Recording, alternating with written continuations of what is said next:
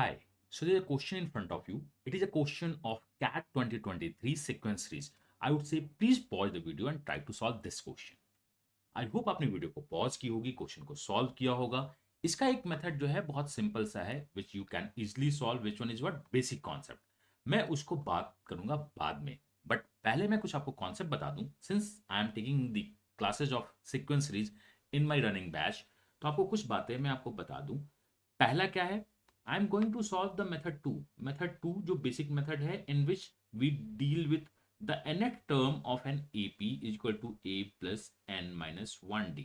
हम लोग इससे डील करेंगे in the second method. But जो बेटर मेथड है AP का, which we termed as the common difference method, उसे मैं बात करता हूं। कॉन्सेप्ट मैं आपको बता दूं, T9 को अगर मैं T1 टर्म्स के रिस्पेक्ट में लिखता हूं तो ये होता है T1 that is A plus n minus 1 that is 8D। अगर मैं इसे T9 को T1 के रेस्पेक्ट में लिखता हूं तो, बट अगर आप T9 को T2 के रेस्पेक्ट में लिखते हैं तो कैसे होगा। 9 एंड 2 के बीच में 7 का गैप है, तो इसे हम लिखते हैं 7D। तो एक छोटा सा कॉन्सेप्ट है, मैं फिर से आपको रिपीट कर दूं। T9 को अगर मैं T5 के रेस्पेक्ट में लिखूं तो मैं क्या लिखूंगा, T9 इज इक्वल टू, इनके बीच का जो गैप है वो गैप क्या है 4 का, तो 4D लिखेंगे। तो इसे हम लोग बोलते हैं common difference gap. There is no need कि हर एक चीज को आप फर्स्ट टर्म के रेस्पेक्ट में लिखो, ये आपके ऊपर है कि आप किस में लिखना चाहते हो। तो मैं लिख सकता हूं, अगर मैं Tm को टर्म mth को Tn के टर्म्स में लिखूं तो इसके आगे हम लोग लिखते हैं m-1d। तो ये कॉन्सेप्ट्स अगर आप यूज करोगे तो क्वेश्चंस बहुत आराम से बनते हैं ये। And this is a slot, जो मेरा स्लॉट था, तो हमने इसको क्वेश्चन को within a minute solve किया था। उस मेथड के लिए we called it gap proportionality या common difference method. Method two जो बहुत बेसिक और क्रूड है, जो सबको समझ में आता है बट बहुत लेंदी है, हम उसे मेथड टू में देखेंगे। और इसे हम देखते हैं, स्टार्ट करते हैं। पहला क्या मेरे पास दिया है, we have given A5 is equal to B9। दो एपी सीरीज है, एपी सीरीज 1, एपी सीरीज 2। मैंने कहा कि ये इक्वेशन नंबर 1 है, उसके पास दिया हुआ है A19 is equal to B19। ये क्या है, इक्वेशन नंबर 2 है। तो अगर मैं इक्वेशन 1 से इक्वेशन 2 को सब्ट्रैक्ट करूं तो मेरे पास क्या आ रहा है, A19 minus A5 is equal to B19 minus B9।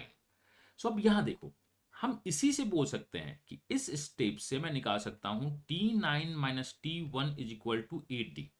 बहुत सिंपल सा है, 9 से 1 गया दैट इज 8D। अगर आपसे निकालना हो T10 माइनस T8 की वैल्यू क्या होगी, गैप ऑफ 2 है तो ये 2D, दैट इज 2 का डिफरेंस है। यहां पे मैं एक छोटी सी बात आपसे मान लेता हूं, एज्यूम फर्स्ट टर्म का जो कॉमन डिफरेंस है, से दिस वन इज D1। तो फर्स्ट सीरीज है, विच वन इज ए सीरीज, और इस सीरीज के कॉमन डिफरेंस को हम D2 मान लेते हैं, से the common difference is D2। तो यहां पे आपका 14 का गैप है, वी हैव 14D1, और यहां पे गैप आपका 10 का है तो 10D2। यहां से मेरा D1 अपॉन D2 की जो वैल्यू आएगी वो 10/14 आएगी, विच विल इक्वल टू 5/7। और यहां पे मैं बोल सकता हूं कि सर ये तो मेरा रेशियो है, तो D1 और D2 की जो वैल्यू होगी, अगर हम इंडिविजुअल निकालना स्टार्ट करें तो वो होगी 5x और 7x। But in this question arithmetic progression such that common difference क्या है, प्राइम नंबर्स हैं। तो अगर कॉमन डिफरेंस प्राइम नंबर है तो हमें पहली बात पता चल गई कि D1 की वैल्यू 5 होगी, x नहीं होगी, x का वैल्यू 1 होगा, एंड D2 की वैल्यू कितनी होगी 7, जो हम विद इन सेकेंड्स तो नहीं लेकिन विद इन हाफ मिनट तो निकाल ही सकते हैं। Step 1 data given, step 2 data given, दोनों को सब्ट्रैक्ट कर दो, आंसर निकाल दो। अब इन्होंने क्या बोला है, A11 निकालने के लिए इन्होंने क्या बोला है, A11। तो देखो, A11 को अगर मैं A5 के टर्म्स में लिखूं, मैं A19 के टर्म्स में भी लिख सकता, बट A5 छोटा है, गैप कितने का है 6, ये जो होगा 6D के बराबर होगी। A11 is equal to A5 plus 6D। अब हम A5 को B9 के टर्म्स में लिखते हैं, क्योंकि वैल्यू तो B2 की दी हुई है, B9 प्लस 6D, और यहां पे हम D1 करना चाहते हैं बिकॉज ए सीरीज का कॉमन डिफरेंस D1 है। अब आप B9 को क्या B2 के टर्म में लिख सकते हो, B9 is equal to B2 plus, इसके बीच में 7 है, 7D2 प्लस 6D1। आइए सॉल्व करते हैं। B2 की वैल्यू 0 दी हुई है, D2 की वैल्यू हमने 7 निकाली है, और D1 की वैल्यू हमने 5 निकाली है। This one is what, 49 plus 30 is equal to 79 is the answer of this question. तो मैंने पहले आपको कॉन्सेप्ट बताया, एपी के किसी भी दो टर्म्स को हम कॉमन डिफरेंस के गैप से लिख सकते हैं। देन डेटा जो दिया था उसे सब्ट्रैक्ट कर दिया और क्वेश्चंस को सॉल्व कर दिया। This is the method one, जो अगर आप बहुत अच्छे से प्रैक्टिस करते हो, जो हम आपको सिखाते हैं, बिकॉज हम क्लासेस लेते हैं, क्लासेस होमवर्क देते हैं, देन आपका टेस्ट होता है, टेस्ट डिस्कशन होता है और फाइनल आपका बूट कैंप होता है। तो हर एक चीज को आप 5 बार सीखते हो। तो इसमें ये सारे बच्चे सीख चुके हैं कि ये हो क्या रहा है। So this is what question number 1 का मेथड 1। अब मेथड 2 जो मैं आपको बताता हूं, क्रूड मेथड है। सो वो क्रूड मेथड क्या है? A1 A2, आप इस मेथड से सारे क्वेश्चन को सॉल्व कर सकते हो। अब मैं आपको क्रूड मेथड बताता हूं। A3 का जो फर्स्ट टर्म है, इसका फर्स्ट टर्म A है और A1 है और कॉमन डिफरेंस को आप D1 मान लो। This is first method. चलो देन हम इस दूसरे चीज में चलते हैं। B1 B2 B3 का जो टर्म 1 है वो B1 है और इसके कॉमन डिफरेंस को हम D2 मान लेते हैं। अब जो भी कंडीशन दिया है उस कंडीशन पे इक्वेशन सॉल्व करते हैं।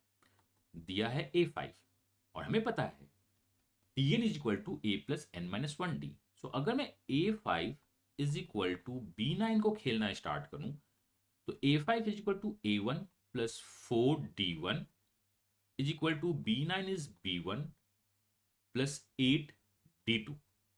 How comes? A5 is the fifth term, हम यहां फिफ्थ टर्म पुट कर देंगे, A9 is the ninth term. तो यहां से हमारे पास एक कंडीशन आया। अब फिर से हम यहां आते हैं A19 को मैं लिख सकता हूं A1 प्लस 19 है तो n माइनस 1D 18D1 और B19 को मैं लिख सकता हूं B1 प्लस 19 है तो 18D2 और उसके बाद हम इसको सब्ट्रैक्ट कर देंगे। फाइनली हम वहीं पे पहुंचते हैं जहां आप पहले जा रहे हो। तो सेकंड से फर्स्ट को सब्ट्रैक्ट करते हैं। A1 कैंसिल आउट हो गया, 14D1 B1 कैंसिल आउट हो गई, 10D2।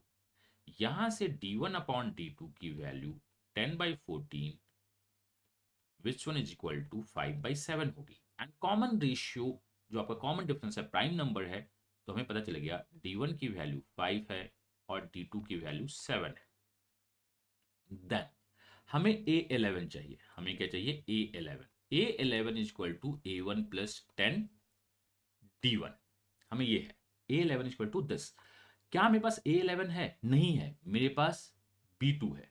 तो हम यहां से इसको होल्ड करते हैं। क्या मैं लिख सकता हूं? B2 is equal to B1 plus D2। Yes, हम लिख सकते हैं। सिंस हमारे पास B1 और B2 D2 की वैल्यू पता चल रही है और B2 की वैल्यू कितनी है? B2 की वैल्यू 0 है, तो B1 प्लस D2 की वैल्यू कितनी हो गई? D2 की वैल्यू वी हैव 7 है, तो यहां से B1 की जो वैल्यू होगी वो क्या होगी? -7। हमें B1 -7 पता चल गया। डन।